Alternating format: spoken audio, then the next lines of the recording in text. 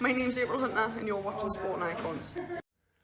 Okay, so April Hunter gets revenge on Kirsty Bavington. Kirsty Bavington is the only loss on April Hunter's career. She finally got the rematch after a long time of trying, and she delivered the business and got revenge.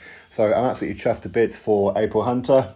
She's a good pal of mine, love her to bits, and we've been talking for a long time, many conversations about that particular fight and getting revenge and all that kind of good stuff. So finally it comes around, and of course she gets the win, which is absolutely fantastic. Now April has since moved to Peter Fury's gym. Like beforehand, she was training in Liverpool, and there's reasons behind why she lost that first fight. That's for her story to tell, not for me. Now, she looked absolutely fantastic in that fight, I thought. She controlled the fight very well just by using the jab, and I was a little bit concerned beforehand that maybe because she wanted revenge so badly that she may get a little bit emotional and just start swinging for the fences. But she didn't. She stuck to the game plan that Peter Fury gave to her, which was use the jab. Just win the fight using the jab. You've got the longer reach, use it. And that's ultimately what she'd done. Put in some very good body shots, like left hook body shots and whatever. Looked absolutely fantastic. Now, the first round, that was very close for me. And if anybody said Kirsty Bavington won the first round, I'm not going to argue too much with people who say that. It was very close, so it's either or for anybody. But for me, April Hunter won every round after then.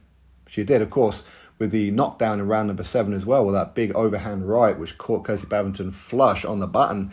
Kirsty went down to her knees, and credit to her, she got back up again. And April does punch a lot harder than her record would suggest, that's for sure. Seen her hitting the pads and doing sparring many times. But either way, April Hunter wins. Now, I will raise this particular point, though, that okay, Kirsty Bavington, she was the aggressor, if you like, and April was the boxer. She was just boxing, moving, she was slipping the shots, she was going under the shots, and she was counter-punching. Most of Kirsty Bavington's shots were landing on the gloves and the arms. And I'm not too sure what the commentators were looking at times, especially like the first half of the fight, but quite what the referee saw, because it was the referee who scored it. It was an 8-round fight. Quite what the referee saw, I have absolutely no idea, because he had this for April by, was it 1 round? So basically, she needed that knockdown to win the fight. Unbelievable. Absolutely unbelievable. I mean, sometimes the referees can be a little bit too close, that they don't quite see some of the things that are happening. They don't. And personally, I think that referees should stop scoring the fights, and there should always be at least a judge at ringside. Anyway, it is what it is. It is what it is.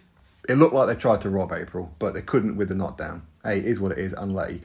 But April done the business. She won this fight quite handedly. Now, I'm not going to say Kirsty Bavington wasn't in this fight. She was. You know, she was the aggressor. She was coming forward. She was throwing a lot of shots in that as well. And she gave everything that she possibly could. But April was just too slick for her.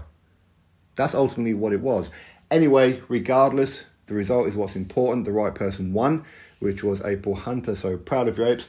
Well done to you, mate. And I'll catch you all on the next video. Subscribe.